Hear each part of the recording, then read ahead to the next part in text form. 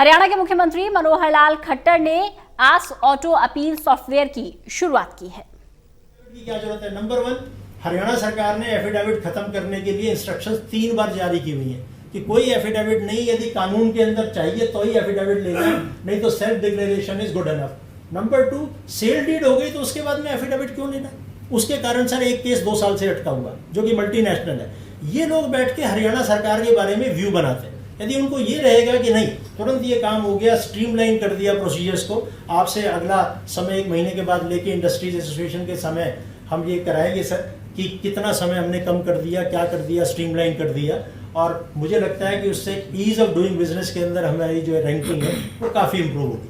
तो ये हमारी रिकमेंडेशंस, अवेयरनेस हम कर रहे हैं सर। अवेयरनेस में सबसे ज़्यादा है, आपने कहा था कि लोगों को नहीं पता, तो जिले जिले में जा रहे हैं। तो पहला कार्यक्रम हमने करनाल में किया और बहुत ही अच्छा कार्यक्रम रहा, और उसके अंदर जिले के सारे लोगों को बुलाया, साथ में पब्लिक के रिप्रेजेंटेटिव, मेयर भी हमारे साथ, प्रेसिडेंट म्यूनिसिपल कमेटी, काउंसिल्स, आपने ग्रामीण क्षेत्र के बार एसोसिएशन के प्रेसिडेंट, वो सभी बैठे हुए थे। और बहुत से लोग तो कहने लगे कि ऐसा कानून है और ऐसा कोई आयोग बैठा है जो पेनल्टी लगा सकता है, ऐसा कोई सेकंड अपीलेट अथॉरिटी बैठा है जो पेनल्टी लगा सकता है, हमें तो आज तक नहीं पता था इस चीज़ के बारे में।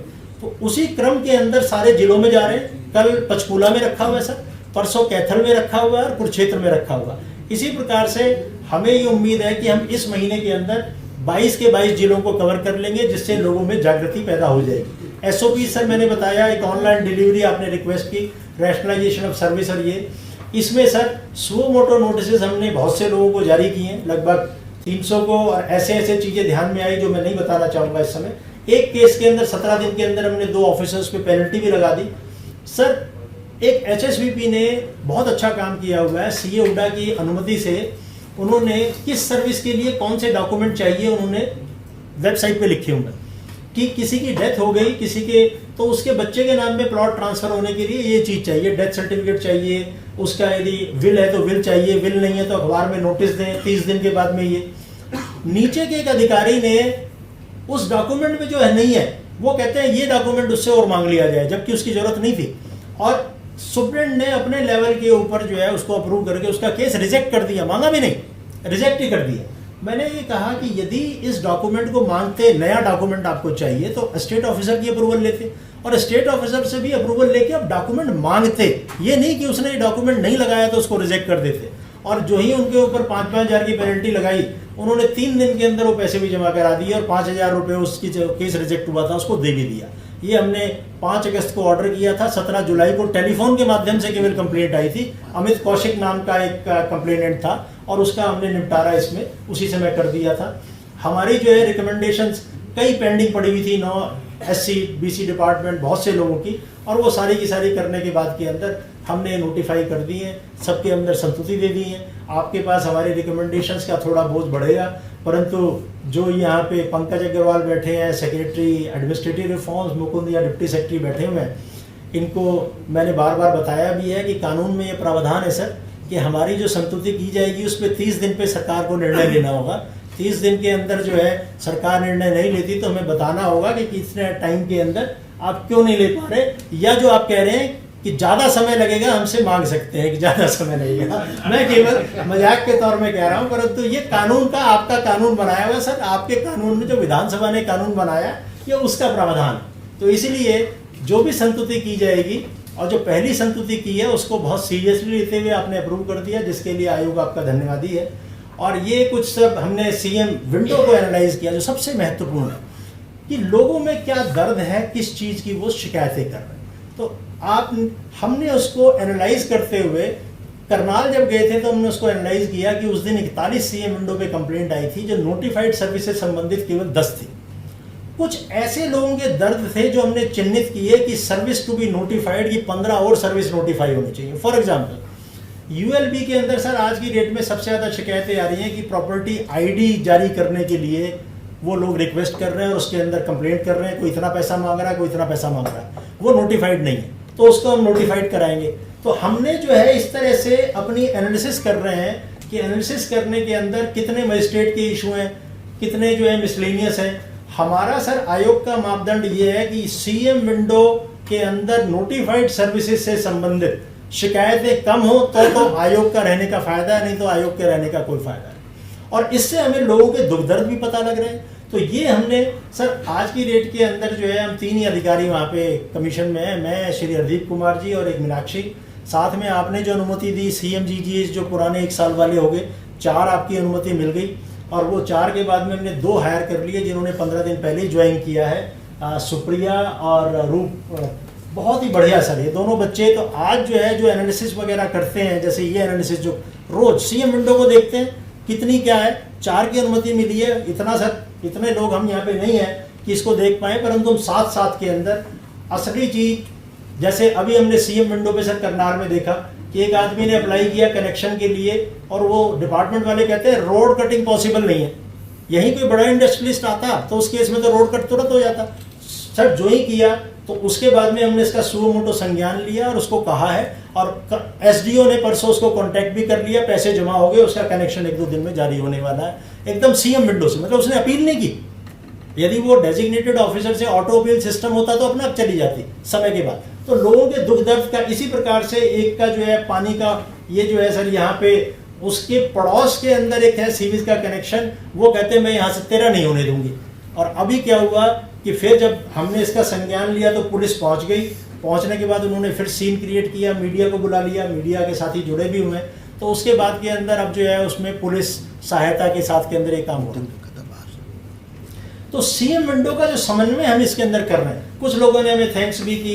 यहाँ से सर आज की डेट में आपका आशीर्वाद इतना है कि सबको पता है कि कमीशन पे आपका पूरा आशीर्वाद है। तो यहाँ से जो भी मेल जाती है उसके ऊपर तुरंत कार्रवाई भी होती है कि एक का किसी का ट्रांसफार्मर नहीं लग रहा था, वैसे तो उस केस के अंदर मेल गई और उसको तुरंत 6 वो कंप्लेंट कर चुका था 6 बार। उसके बाद में 7वीं बार के अंदर फिर उसका धन्यवाद आ गया। और ये ओवरफ्लो था इसी से TP स्कीम रेवाड़ी के अंदर, ये नोटिफाइड सर्विस है, तुरंत भेजा। उसके बाद में उसका धन्यवाद कि मेरा तो आज ही खुल गया जी, इसके लिए धन्यवाद। और एक सर मैं आयोग आपका धन्यवाद करना चाहता है कि हमने जो भी आपको डिमांड भेजी हरियाणा सरकार को, या हमने कोई भी चीज़ रिकमेंडेशन भेजी, कल की डेट में मेरा कोई भी पेंडिंग नहीं था। लोग शिकायत तो करते हैं मेरा ये चीज़ पेंडिंग है, ये चीज़ पेंडिंग है। कल मैंने माननीय मुख्य सचिव जी को लिखा है, I am pleased to convey heartfelt thanks and appreciation on behalf of the commission and myself for the cooperation extended by the government in approving all the proposal as well as demand sent by the commission. Resultantly, no proposal or demand of the commission is presently pending with the government. Looking forward to continued cooperation and guidance from the government with sincere regards. लगता है commission का प्रभाव सरकार पर भी हो गया है। धन्यवाद सर। तो सर इसी के साथ मैं केवल ये कि आपके जो सपने हैं, जो आपने मार्गदर्शन दिया है, जो आपने गाइडेंस दी है, मैं हरियाणा की जनता को केवल इतना ही कहना चाहूँगा कि आपका जो मार्गदर्शन है उसके तहत जो भी सर्विस होगी, जिसका जो नोटिफाइड पीरियड है उसके अंदर सबको मिलेगी। नहीं मिलेगी तो जो भी अधिकारी इसके अंदर कोई कताई करेगा उसको माफ नहीं किया। धन्यवाद। अब मैं परम आदरणीय मुख्यमंत्री जी से करवत आग्रह करती हूँ कि वे बटन दबाकर इस आस सॉफ्टवेयर का वो लोकार्पित करें और अपने विचारों से हमें अभिभूत करें।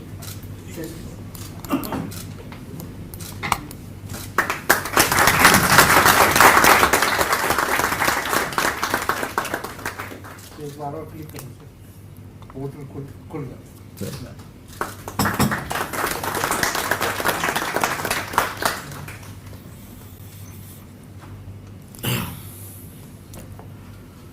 आज का इस कार्यक्रम में जुड़े हुए सभी हमारे ऑनलाइन पर जुड़े डिस्ट्रिक्ट से उपायुक्त महोदय, अन्य अधिकारीगण, यहाँ इस हॉल में बैठे हुए सभी वरिष्ठ अधिकारीगण, विशेष तौर पर राइट टू सर्विस कमीशन के हमारे chief commissioner Shri TC Gupta ji और हरदीप सिंह जी। वास्तव में आज का दिन बहुत ही एक क्रांतिकारी दिन ऐसा मैं अपनी एडमिनिस्ट्रेशन के सिस्टम में समझता हूँ, क्योंकि हम लोग इस IT के सिस्टम को बहुत तरीके से उपयोग कर रहे हैं। और शुरू से ही जब हमने सत्ता संभाली 26 अक्टूबर और 2014, तो उस समय इतनी भीड़ रहती थी मुख्यमंत्री आवास, मुख्यमंत्री कार्यालय, मंत्रियों के आवास, मंत्रियों के कार्यालय और फिर अधिकारियों के पास भी एक लाइन लगी रहती थी। और उसमें 4th फ्लोर पर जो जिसको कहना चाहिए कि बहुत से एजेंट्स भी, ये भी भीड़ लगी रहती थी, भरा रहता था। मैंने अपने ही समय में देखा, पहले भी जब सरकारें चलती थी उस समय भी कभी कभी सेक्रेटरीट में या किसी न किसी मंत्री मुख्यमंत्री के आवास पर जाने का जब मौका मिलता था तो बहुत मैं अपने आप को एक ऐसे स्थिति में पाता था कि भी ये लोग आज़ाद भारत के अंदर कैसी स्थिति बनी हुई है कि जिस किसी को सरकार से काम होता है, छोटा काम हो बड़ा काम हो, राजधानी की ओर चल पड़ता है। तो उस नाते से सारी की व्यवस्था ऐसी क्यों ना हो कि सरकारी काम है, उसको घर बैठे काम का लाभ क्यों नहीं मिलना चाहिए। तो हरियाणा सरकार जो है वो नागरिक के डोर स्टेप पर पहुंचे, इसके लिए सिस्टम संयोग से आईटी के ये जो प्रावधान है उसका जो उपयोग है उसको भी समझने की कोशिश की कि हम इससे क्या क्या चीज़ें आगे बढ़ा सकते हैं। सबसे पहले 25 दिसंबर 2014 को हमने सीएम विंडो की शुरुआत की, मात्र 1.5 महीने में ही। और उस सीएम विंडो के माध्यम से आज नागरिक जो है अपने घर में बैठे हुए अपने स्थान पर, उसके शहर के नज़दीक, कस्बे के नज़दीक, जहाँ भी उसको सीएम विंडो मिलती है वहाँ, और वो जो अपनी कंप्लेंट को डालता है। मेरा ख्याल है लगभग, मैं गलती पर नहीं हूँ तो लगभग 9 लाख कंप्लेंट सीएम विंडो पर आ चुकी हैं और उसमें से 8-8.25 लाख का एक्शन टेकन भी हो चुका है। तो 9 लाख लोग यदि अपने घर से कंप्लेंट ना डालते और चंडीगढ़ की तरफ रास्ता करते तो आज 2500 दिन हुए हैं, हर दिन का हिसाब लगा लो कितना पड़ता है। यानी 2500 से करें तो क्या 400 बनता है कि 4000 बनता है?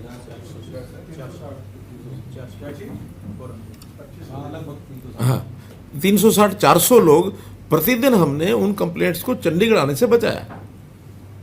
तो उस एक कार्यक्रम के माध्यम से सब इतना हो गया। फिर हमने जो जितने भी आईटी के, टेक्नोलॉजी के जितने कार्यक्रम किए, उसका जो लाभ मिला है जनता में, उसका एक असर है।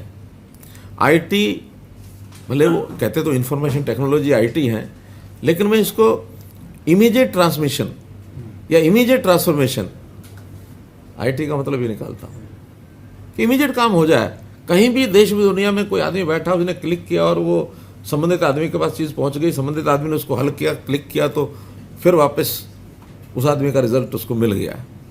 तो इस क्रांतिकारी सारे सिस्टम से हमने जो चाहे अंत्योदय केंद्र बनाए, सरल केंद्र बनाए, या जो सर्विसेज को ऑनलाइन किया और उसके माध्यम से सारी चीज़ें जो कर रहे हैं, और अब जो सॉफ्टवेयर नए नए बने हैं, चाहे वो परिवार पहचान पत्र है, मेरी फसल मेरा ब्यौरा है, या वेब हेल्थ के माध्यम से हमारा जो जितने भी रेवेन्यू के जो डाटा रिकॉर्ड है, लैंड रेवेन्यू जो हो रहा है, उसमें से लोगों को बहुत सुविधा हो रही है। इतना सब होने के बाद भी बहुत कुछ बाकी भी है। लोगों को जागरूक करना पहली आवश्यकता तो ये है, जैसा ठीक बताया गुप्ता जी ने, कि जागरूकता के अगर अभियान चलाए जाएंगे, लोगों को इसकी जानकारी होनी चाहिए। अवेयरनेस की कमी बहुत है। हम ऐसे कमरे में बैठ करके प्रोग्राम बना लेते हैं और आपस में कंसल्ट करके उसको रिफॉर्म भी कर लेते हैं और हमको लगता है कि सारा सुविधाजनक हो गया, लेकिन उसमें समय लगता है जब लोगों तक उसकी जानकारी पहुंचती है। लोगों तक ये जानकारी पहुंचे और उसका सोल्यूशन इमीडिएट हो, इसके लिए जितने सिस्टम हमको बनाने चाहिए वो बनाने चाहिए। हमारी जो 546 सेवाएं जो बताई गई हैं, जो 38 विभागों की, इसके अंदर जो मैंने अभी पहले कहा कि जितनी ऑनलाइन हो गई हैं 277 ठीक है, बाकी बची हुई ये भी ऑनलाइन करनी चाहिए। जो नोटिफाई नहीं हुई उनको नोटिफाई करें।